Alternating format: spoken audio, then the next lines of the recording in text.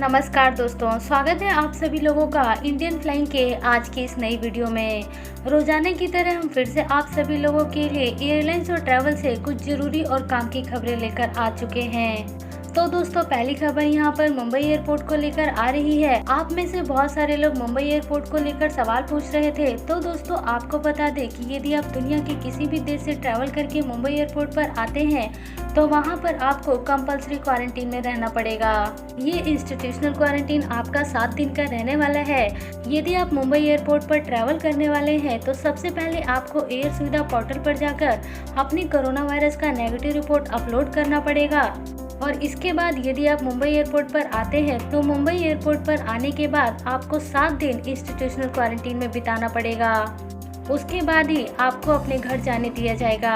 अगली खबर यहाँ पर भारत में कोरोना वायरस को लेकर जान लेते हैं। तो दोस्तों, आपको बता दें कि भारत में इस समय कोरोना वायरस काफी तेजी से फैल रहा है और भारत में कोरोना वायरस के आंकड़े अब ब्राजील को भी पीछे कर चुके हैं। यानी कि भारत में कोरोना वायरस जिस तेजी से बढ़ रहा है उससे ब्राजील देश भी पीछे हो चुका है और यहाँ पर कोरोना वायरस के आंकड़े अब ब्राजील को भी पीछे कर चुके हैं। आपको बता दें कि ब्राजील यहाँ पर कोरोना वायरस के मामले में पहले दूसरे नंबर पर था, लेकिन अब यहाँ पर भारत दूसरे नंबर पर आ चुका है। इसके अलावा बात करें कि पिछले 24 घंटे में कोरोना वायरस के क्या आंकड़े सामने आ रहे हैं, तो यहाँ पर 1,68,912 नए कोरोना के केसेस रिपोर्ट किए गए हैं और 903 लोगों की इस कोरोना वायरस से जाने जा चुकी है। यहाँ पर यदि एयरलाइंस की बात करें तो भारत ने दुनिया के 28 देशों के साथ अपनी फ्लाइटों को चालू रखा हुआ है, लेकिन इन 28 देशों में से 3-4 देश ऐसे हैं जिन्होंने भारत के साथ अपनी उड़ानों को बंद कर दिया है, जिसमें कि शामिल है ओमान, कुवैत, न्यूजीलैंड और बांग्लादेश। भारत में बढ़ते हुए कोरोना वायरस के केसेस को देखते हुए इन देशों ने भारत से अपनी उड़ानों को फिलहाल के लिए बंद कर दिया है। लेकिन दोस्तों, अच्छी बात यह है कि भारत ने दुबई के साथ अभी भी अपनी फ्लाइटों को चालू रखा हुआ है।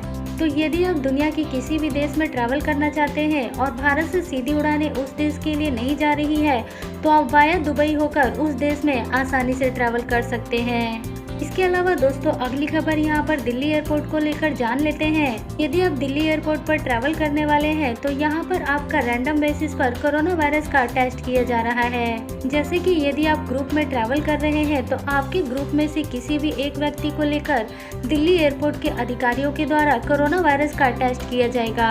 इस तरीके से यहाँ पर दिल्ली एयरपोर्ट पर तकरीबन 9,000 लोगों का टेस्ट किया जा चुका है और उस टेस्ट में तकरीबन 236 लोग कोरोना वायरस पॉजिटिव पाए गए हैं। आपको बता दें कि दिल्ली एयरपोर्ट पर रैंडम कोरोना टेस्ट करते समय जितने पैसेंजर्स कोरोना पॉजिटिव पाए गए हैं उनका रेट यहाँ पर 2.6% का रेट आ रहा है।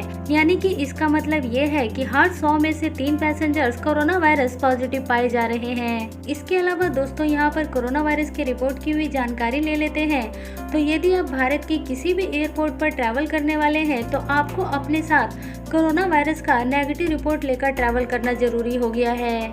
आपको बता दें कि स्पाइस जेट की सहायक कंपनी स्पाइस हेल्थ भी यहाँ पर कोरोना वायरस जांच में काफी मदद कर रही है और पिछले 6 महीने से अधिक समय से ये स्पाइस जेट ये सेवा दे रही है। यहाँ पर ये रिपोर्ट सामने आ रही है कि पिछले 10 दिनों में जिस तरीके से कोरोना वायरस के केसेस सामने आए हैं, इसी कारण से यहाँ पर स्पाइस जेट ने अपने कोरोना वायरस जाँच के दामों को अब बढ़ा दिया है। यानी कि पहले जो टेस्ट आप 300 रुपए में करा रहे थे, अब वही टेस्ट कराने के लिए आपको यहाँ पर 500 रुपए देने पड़ेंगे।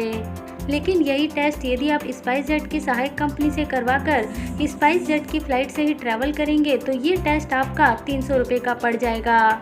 तो दोस्तों, यदि आप स्पाइस जेट की फ्लाइट से ट्रैवल करने के बारे में सोच रहे हैं तो आप अपने कोरोना वायरस का जांच स्पाइस जेट की सहायक कंपनी स्पाइस हेल्थ से ही करवाएं। उससे आपको 200 रुपए कम टेस्ट करवाने के लिए देना पड़ेगा और आपका 300 रुपए में ही कोरोना वायरस का टेस्ट हो जाएगा। इसके अलावा दोस्तों, अगली खबर यहाँ पर फ्लाइट में खाने पीने को लेकर आ रही है। यदि आप फ्लाइट से ट्रैवल करने वाले हैं और आपका डेस्टिनेशन केवल 2 घंटे में ही आ जाता है, यानी कि 2 घंटे से कम समय में आपकी फ्लाइट लैंड करने वाली है, तो ऐसे हालात में एयरलाइंस कंपनी आपको खाने पीने के लिए कुछ भी ऑफर नहीं करेगी। जी हाँ दोस्तों, ये नया अपडेट यहाँ पर गवर्नमेंट की तरफ से आया है जो हम आपको यहाँ पर बता रहे हैं। बढ़ते हुए कोरोना वायरस को देखते हुए ही यहाँ पर एयरलाइंस कंपनियों को ये निर्देश दे दिया गया है कि वो फ्लाइट में खाने पीने की चीजों पर रोक लगाए। और जो फ्लाइट 2 घंटे से कम समय में लैंड करेगी तो उस फ्लाइट में किसी भी पैसेंजर्स को कुछ भी खाने पीने के लिए ना दिया जाए। इसके अलावा दोस्तों अगली खबर यहाँ पर हांगकांग जाने वाले लोगों को लेकर आ रही है। हांगकांग की सरकार ने यहाँ पर ये अनाउंसमेंट किया है कि यदि आपको कोरोना वायरस की वैक्सीन लग चुकी है और वैक्सीन लगे हुए कम से कम आपको 1 महीने का समय हो चुका है तो अब यहाँ पर आपके लिए हांगकांग ट्रैवल करना आसान रहने वाला है। अब यहाँ पर हांगकांग की सरकार ऐसे सभी लोगों को आने की परमिशन देगी जिन लोगों ने भी कोरोना वायरस की दोनों वैक्सीन लगवा ली है। इसके अलावा दोस्तों अगली खबर यहाँ पर भारत की वैक्सीन को लेकर जान लेते हैं। तो आपको बता दें कि भारत यहाँ पर दूसरी वैक्सीन का अब अप्रूवल देने वाला है। भारत यहाँ पर रशिया की बनाई गई वैक्सीन जिसका नाम स्पुतनिक वी का अप्रूवल देने की तैयारी कर रहा है। यदि ऐसा हो जाता है तो भारत में टोटल 3 वैक्सीन हो जाएंगे। 2 वैक्सीन का अप्रूवल भारत सरकार ने पहले ही दे रखा है और अब ये तीसरी वैक्सीन का अप्रूवल भी भारत सरकार देने जा रही है। लेकिन दोस्तों यहाँ पर आपको एक बात ये भी बता दें कि भारत ने अमेरिका की बनाई गई वैक्सीन का अभी तक अप्रूवल नहीं दिया है। इसके अलावा चाइना के द्वारा बनाई गई वैक्सीन का भी भारत में अभी तक कोई भी अप्रूवल नहीं है। इसके साथ साथ दोस्तों आगे बढ़ते हैं और अगली खबर यहाँ पर साउथ अफ्रीका जाने वाले लोगों को लेकर जान लेते हैं, क्योंकि आप में से कई सारे लोग साउथ अफ्रीका को लेकर सवाल पूछ रहे थे। तो आपको बता दें कि अभी भी भारत से साउथ अफ्रीका के लिए सीधी फ्लाइटें ऑपरेट नहीं हो रही है। दुबई के साथ भी अभी तक एमिरात एयरलाइंस ने साउथ अफ्रीका के लिए अपनी फ्लाइटों को चालू नहीं किया है। फिलहाल के लिए एमिरात एयरलाइंस ने ये बोला है कि वो अप्रैल महीने तक साउथ अफ्रीका के लिए अपनी फ्लाइट दुबई से शुरू नहीं करेगी। तो दोस्तों साउथ अफ्रीका जाने के लिए जैसे ही कोई भी अपडेट आएगी तो हम आपको अपनी वीडियो के माध्यम से अपडेट करते रहेंगे। अभी फिलहाल के लिए साउथ अफ्रीका के लिए इस समय कोई भी फ्लाइट मौजूद नहीं है। इसके अलावा दोस्तों अगला सवाल जो आप लोगों का आ रहा था वो सऊदी को लेकर आ रहा था, क्योंकि आप में से कई सारे लोग सऊदी को लेकर भी सवाल पूछ रहे थे कि सऊदी से अंतर्राष्ट्रीय उड़ानें कब चालू होंगी। तो हम आपको बता दें कि अभी भी सऊदी की फ्लाइटों को लेकर यहाँ पर कोई भी कंफर्म जानकारी नहीं आई है कि सऊदी के लिए फ्लाइट चालू होगी या नहीं होगी। लेकिन दोस्तों इतना जरूर है कि सऊदी एयरलाइंस ने अपनी तैयारियां शुरू कर दी है और वो मई महीने में अपनी अंतर्राष्ट्रीय उड़ानें ऑपरेट करेगी। लेकिन दोस्तों यहाँ पर हम लोगों को इंतजार करना पड़ेगा कि सऊदी एयरलाइंस मई महीने में कौन कौन से देशों से फ्लाइटों को ऑपरेट करेगी। इसके बारे में जैसे ही कोई जानकारी आएगी तो हम आपको वीडियो के माध्यम से बता देंगे। फिलहाल के लिए इतनी ही जानकारी सामने आई है कि सऊदी एयरलाइंस मई महीने से अपनी फ्लाइटों को अवश्य ही चालू करेगी।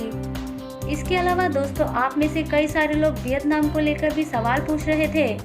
आपको बता दें कि भारत से वियतनाम के लिए अभी भी कोई भी फ्लाइट ऑपरेट नहीं हो रही है। लेकिन दोस्तों वियतनाम की सरकार की तरफ से ये अपडेट जरूर आया था कि वियतनाम की सरकार जून महीने से धीरे धीरे अपनी फ्लाइटों को खोलना शुरू करेगी। तो जैसे ही जून महीने में इसको लेकर कोई भी अपडेट आएगी तो हम आपको वीडियो जरूर अपडेट कर देंगे। फिलहाल के लिए वियतनाम से आपके लिए कोई भी अपडेट नहीं है।